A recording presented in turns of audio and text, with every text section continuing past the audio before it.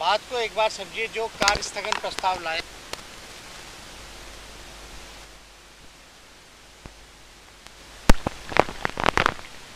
कि हमारे पास सबूत है और हमने जो एविडेंस जो सामने सुबह आज रखा था उसका कोई सरकार के पास उत्तर नहीं है, ना ही मंत्री के पास उत्तर है। ये अति महत्वपूर्ण जो है मसला है जिसको हम सब लोगों को, जनप्रतिनिधियों को अधिकार है कि सदन में हम अपनी बात को रख सकते हैं। अभी आप लोगों ने देखा होगा, उसके बाद राज्यपाल महामहिम से हम लोग मिलकर के भी आए, बात को रखे। 2 बजे से स्वास्थ्य विभाग पर जो है वो चर्चा होनी थी। चर्चा होने के बाद जो राष्ट्रीय जनता दल का जो समय है, हर पार्टी को मांग पर कटौती प्रस्ताव के बोलने का अधिकार होता है। उस पर हम जब उठे बोलने के लिए तो ये कोई झुठला नहीं सकता, ये सच बात है कि नेता विरोधी दल का जो पद होता है वो संवैधानिक होता है। संविधान में मुख्यमंत्री और मंत्री होता है संवैधानिक पद पर। उप मुख्यमंत्री कभी भी संवैधानिक नहीं होता। लेकिन आप सुबह से लेकर शाम तक अगर आप देखिएगा तो हमको एक बार भी अपनी बात को रखने का मौका नहीं दिया गया, जो कि आज तक ऐसा नहीं हुआ। कई अति महत्वपूर्ण मुद्दे जो आते हैं उसमें आसन को ये पावर है, शक्ति है कि उसमें बोलने का मौका दिया जाता है।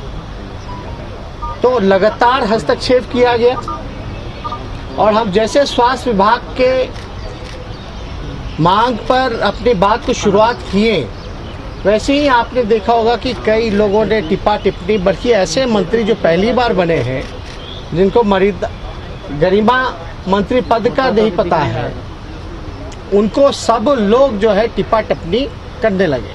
तो जाहिर सी बात है डर है सरकार में, वो हमको बोलना नहीं देना चाहते। हमारे पास जो एविडेंस है वो सदन में नहीं रखना देना चाहते। ये एक सोची साजी बीजेपी की, नीतीश जी की रणनीति है। पूरे दिन सुबह से गायब है नीतीश कुमार जी, जब उनके मंत्री पर इतने गंभीर आरोप ही नहीं बल्कि एविडेंस के साथ रखा जा रहा है। कहाँ है मुख्यमंत्री? मंत्री किसके हैं वो? किसने बनाया उनको मंत्री? क्यों भाग गए नीतीश कुमार जी? क्यों नहीं है सदन में? और जो बीजेपी के लोग हैं पूरी तरीके से सदन में लोकतांत्रिक ढंग से, जो लोकतंत्र का मंदिर है, वो सदन नहीं चलने देना चाहते। आप लोगों ने भी देखा होगा, अध्यक्ष ने मुझे 2 मिनट का समय दिया। हमने बोला कि 2 मिनट में हम अपनी बात रख करके खत्म कर देंगे, लेकिन कई ऐसे मंत्री हैं जो सदन आसन को जो है वो डिक्टेट कर रहे हैं कि क्या करना चाहिए, क्या नहीं करना चाहिए। और हमने क्या शुरू की, हमने मांग पे जब बहस की, जब चर्चा शुरू हुई तो हमने शुरुआत ही ये कही कि भाई जैसे हमने शराब का जिक्र किया वैसे ही सब लोग उठ गए।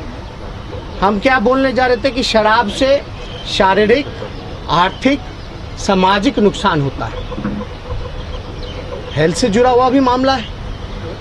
लेकिन एक शब्द के बाद हर शब्द जैसे हम बोल रहे हैं वैसे बीजेपी के लोग जो खड़े हो जा रहे हैं। जो मंत्री बने हैं उनको गरिमा का कोई पता नहीं, कुछ नहीं, वो भी खड़े हो जा रहे हैं। अरे ये मंत्री हैं कहाँ? इस्तीफा क्यों नहीं हो रहा? अब क्या चाहिए उनको? कौन सा एविडेंस चाहिए? हम बता रहे, ले भाई एविडेंस जो चाहिए वो ले। सरकार में दम चुनौती दे रहे थे ना मंत्री, आए चुनौती स्वीकार करें ना, कहाँ भागे हुए? आए मुख्यमंत्री बहस कर ले। कई बार अति महत्वपूर्ण मुद्दे आते हैं तो बहस होती है, भले ही शेड्यूल हाउस का कुछ भी हो। जब ऐसे मसले होते हैं, हमने तो जाकर के स्पीकर से बोला कार्य मंत्रणा की बैठक बुलाइए, या ऑल पार्टी मीटिंग जो होना है मंडे को वो अभी बुला दीजिए। एक बात नहीं हमारी रखी जा रही है। कार्य स्थगन प्रस्ताव के समय भी बिना सुने ही उसको कैंसिल कर दिया जा रहा है। तो हमारे पास ऑप्शन क्या? इसलिए हम लोग गए थे महामहिम से मिलने, हम लोग जाकर के कंप्लेंट किए और हमको जो अलॉटेड जो टाइम है उसमें भी बोलने नहीं दिया जा रहा।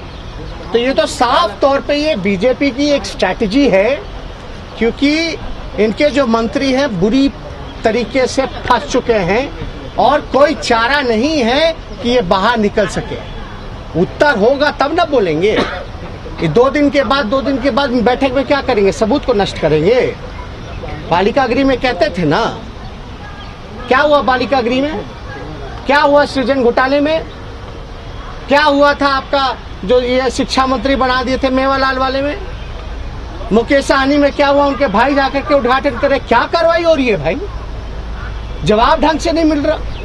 तो इसलिए हम लोग इस लोकतंत्र के मंदिर में, हमारा अधिकार है कि जो उज्ज्वलंत मुद्दे हैं, उज्ज्वलन तो होगा ही जब किसी मंत्री पर शराब बिक्री को लेकर के, तस्करी को लेकर के आरोप लग रहे हैं और सबूत दिया जा रहा है, तो इससे अति गंभीर मसला क्या हो सकता है? आपको कुछ और लगता है इससे पूछने में, तो आप सवाल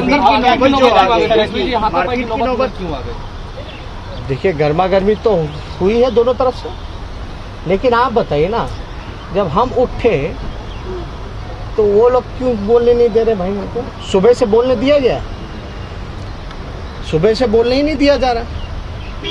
कार्य स्थगन प्रस्ताव लाओ, कुछ लाओ, और हमको क्या स्पीकर के बात का उल्लंघन किया जा रहा है। वहाँ स्पीकर जो होता है, जो आसन होता है, वही सब कुछ होता है। आसन बोल रहा है, आप बोलिए। उधर से उप मुख्यमंत्री खड़ा होकर के बोलते हैं कि नहीं बोलेंगे। अरे उप मुख्यमंत्री का पद है क्या संवैधानिक? चुनौती देते हैं किसी के पास, दिखाने का ही संविधान में लिखा है उप मुख्यमंत्री का पद अगर संवैधानिक हो तो, और हमको झूठा ठहराया जा रहा है, बोल रहे कि नहीं उप मुख्यमंत्री पद का संवैधानिक होता है। गलत कर रहे हैं, गुमराह। बिना अज्ञानी लोगों को मंत्री बना दिया गया है। बिहार संभल नहीं रहा है। बिहार को इन लोगों ने बर्बाद कर दिया, चौपट कर दिया, बेरोजगार कर दिया, भूखमरी के कागाज पे है। महंगाई से मार, किसान तबाह, मजदूर तबाह, सरकारी कर्मचारी तबाह, स्वयं सहायता समूह तबाह, छात्र, नौजवान, महिला सुरक्षित नहीं। ये कहाँ है भाई नैतिकता की बात करने वाले मुख्यमंत्री? कहाँ थे पूरे दिन? आप समझ जाइए कितने गंभीर हैं शराबबंदी को लेकर के। सदन चलेगा। जिस तरह से गतिरोध उत्पन्न हुआ है और आज जो घटना घटी है, लगता है कि अब सदन चल पाएगा? अरे आप हमको सदन में बोलने का मौका कहाँ दे रहे लोग? ऐसा कभी हुआ है कि ऑपोजिशन के लीडर को गिड़गिड़ाना पड़ रहा है कि दे दीजिए मौका, दे दीजिए, बोलने दीजिए? कभी देखे हैं क्या? ये जो लोग विपक्ष, बीजेपी के लोग हैं, वो लोग भी विपक्ष में रहे हैं। हम लोग भी पहली बार मंत्री बने थे, लेकिन हम लोग जो जवाब देते थे, वो लोग भी हंगामा करते थे, लेकिन हम लोगों की बात को रखने नहीं दिया जा रहा। डर है ना, यानी किसी ना किसी चीज का डर है कि तेजस्वी यानी जो कह रहा है, जो सबूत पेश कर रहा है, वो सच्चा है और उसका कोई जवाब इनके पास नहीं है। सुबह से प्रेस कॉन्फ्रेंस हमने 9 बजे किया। क्या किसी ने आपको एग्रीमेंट का पेपर दिखाया? क्या किसी ने ट्रांजैक्शन अकाउंट दिखाया? अगर एग्रीमेंट हुआ होगा तो आपके खाते में पैसा आया होगा या कटा होगा कहीं से, उसका जवाब मिला क्या? तो असल बात यह है कि लोग हताश है, निराश है। नीतीश कुमार जी जैसा कोई कमज़ोर मुख्यमंत्री पूरे देश में नहीं है। बेबस है, लाचार हैं, थके हुए हैं, बिहार नहीं संभल रहा है। पूरी तरीके से सिस्टम जो है चरमरा सी गई है। अब बताइए, झूठे जवाब दिए जा रहे हैं सदन के अंदर, तो ऐसे कैसे सदन चलेगा? सवाल यही है कि विपक्ष की आवाज को दबाया जा रहा है। ये सुबह से जो ये मुद्दा गरमाया हुआ है, इस मुद्दे अरे सप्लीमेंट्री क्वेश्चन तक नहीं पूछने दिया जाता है। तेजस्वी जी, आपके विधायक जिनको उन्होंने कहा कि मुझे जात सूचक शब्द कहेंगे, दलित मानसिकता मेरा अपमान किया है, अगर नेता प्रतिपक्ष मुझे इजाज़त देंगे तो मैं SC/ST का मुकदमा कराऊंगा, जिन्होंने उन्हें जासूस। आपका देखिए सबको स्वतंत्र है इस चीज़ को लेकर के। अगर किसी को अपमानित किया गया है तो उसका अधिकार बनता है कि केस मुकदमा कर सकते हैं, लेकिन ये भी देखने वाली बात है कि विधानसभा परिसर में क्या ये नियम लागू होता है कि नहीं होता है FIR करने का। तो इस पर तो हम ज़्यादा कुछ नहीं कहेंगे, लेकिन स्पष्ट बात है कि सरकार के लोग डरे हुए हैं। ये बात समझ जाए सब लोग सरकार के लोग घबराए हुए हैं, डरे हुए हैं। और हमने तो ये सदन में भी कहा कि जैसे खड़े होते उठने, 2 शब्द बोलते वैसे कपकपी होने लगती है लोगों को, करंट लगने लग जाता है। लोग खड़े होकर के पता नहीं क्या बोल देगा, क्या दिखा देगा, सरकार बेइज्जत हो जाएगी, खत्म हो जाएगा सब कुछ। इसलिए मामले को नहीं दे। अच्छा बताइए, जब स्पीकर ने 2 मिनट हमको समय दिया तो उप मुख्यमंत्री कौन है भाई रोकने वाले? Does he have any power? Or he has special power to dictate the speaker? This is a very shameful incident. अब आप समझ जाइए, ऐसे ऐसे लोग इतने बड़े जिम्मेदारी के पद पे हैं तो क्या हो रहा है? मंत्री ही शराब की बिक्री करवा रहा है। सबूत होने के बाद भी नीतीश कुमार असहाय है। अब क्या पता क्यों ऐसा हो रहा, नहीं हो रहा। भाई जवाब देने के लिए कोई होना चाहिए ना। ये मुद्दा गंभीर है। लेकिन सदन में जो नौबत आई आज, एक तरह से मारपीट की नौबत, क्या इसकी पुनरावृत्ति हो सकती है? अगर आप भी विधायक दल के नेता हैं, अगर अपने सदस्यों का अगर नहीं समझाएंगे, सत्ता पक्ष नहीं समझेगा, तो जो स्थिति हुई है तो लोकतंत्र के लिए अच्छा नहीं है ना। तंत्र के लिए अच्छा नहीं तो सब लोग स्वीकार करते हैं,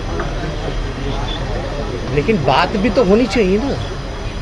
आप बात करने ही नहीं दे रहे। आप कार्य मंत्रणा की बैठक नहीं बुला रहे हो, आप ऑल पार्टी मीटिंग नहीं बुला रहे। क्यों नहीं बुला रहे हैं? आप बुलाइए, समाधान कीजिए। हम तो इसी चीज को लेकर के गए थे।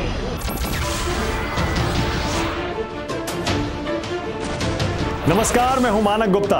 अगर आपको हमारा ये वीडियो पसंद आया हो तो इसे लाइक और शेयर जरूर करें, और हां, हमें सब्सक्राइब और फॉलो करना ना भूलें ताकि आप देश और दुनिया की कोई खबर मिस ना करें।